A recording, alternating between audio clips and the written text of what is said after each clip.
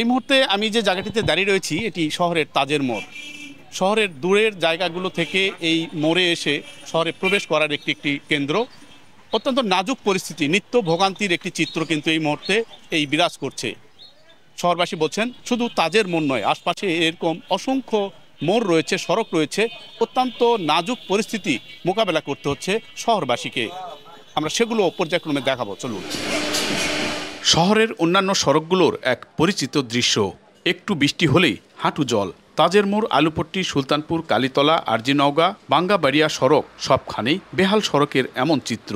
বৃষ্টি হলেই গর্তে পানি জমে তৈরি হয় দুর্ঘটনার ফাঁদ। অসুস্থ রোগীকে হাসপাতালে নেওয়ার পথটুকু হয়ে ওঠে যন্ত্রণার। ট্যাক্স আর পৌর সেবা কর বাড়লেও সেবার দেখা নেই এমন অভিযোগ শহরবাসীর। আমি যখন স্কুলে যাই এই পথ দিয়ে, তখন এখানে অনেক পানির কারণে আমার প্যান্ট জামা এগুলো মেখে যায়, যে কারণে আমরা এই রাস্তা দিয়ে যেতে অনেক কষ্ট বোধ করি। ছোটবেলা থেকে দেখতেছি এই রাস্তা এরকম, এত খারাপ ছিল না। যানবাহন চলাচলের কারণে রাস্তাটার ক্ষতি আরো বেশি হয়েছে। এই মুহূর্তে যে সড়কে দাঁড়িয়ে রয়েছি এটি শহরের আলুপট্টি সড়ক। কবে যে সড়কের মাছ থেকে খোয়া এবং সিমেন্ট উঠে গিয়েছে তার ইয়াত্তা নেই। গেল রাতে বৃষ্টি হওয়ার কারণে এই মুহূর্তে এই সড়কে তৈরি হয়েছে বড় বড় জলাবদ্ধতা এবং খানাখন্দ। দীর্ঘদিনের এই ভোগান্তি শহরবাসীকে ভোগাচ্ছে। শহরবাসী এই অবস্থার অবসান চান। তবে পৌর কর্তৃপক্ষ বলছেন নাজুক সড়ক সংস্কারের জন্য ৩০০ কোটি টাকার প্রয়োজন। ৩৮.৩৬ কিলোমিটার আয়তনের এই শহরে বাস করছে প্রায় ৩.৫ লাখ মানুষ। এটা আসলে একেবারে রাতারাতি পরিবর্তন করার সুযোগ নাই, সম্ভব না, আপনি নিজেও এটা জানেন।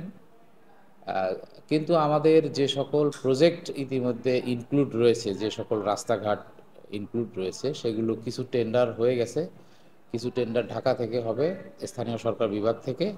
আমাদের কাছে যে এস্টিমেটগুলো চেয়েছে সেই এস্টিমেটগুলো আমরা দিয়েছি, এবং যে বরাদ্দর কথা শোনা যাচ্ছে যে প্রথম ক্ষেত্রে আমাদেরকে 30 কোটি টাকা বরাদ্দ দিবে, তার পরবর্তী স্টেজে 40 কোটি টাকা, তার পরবর্তী স্টেজে 60 কোটি টাকা, পরপর 3 বছর বরাদ্দের মাধ্যমে আশা করতেছি যে সকল কাজই সমাপ্ত হবে। এখন টেন্ডার প্রক্রিয়া এবং কাজ শুরুর জন্য যতটুকু সময় দরকার, এটা আসলে সরকারের বিষয়। আমাদের এখান থেকে যতটুকু কাজ করা সেটা আমরা করেছি।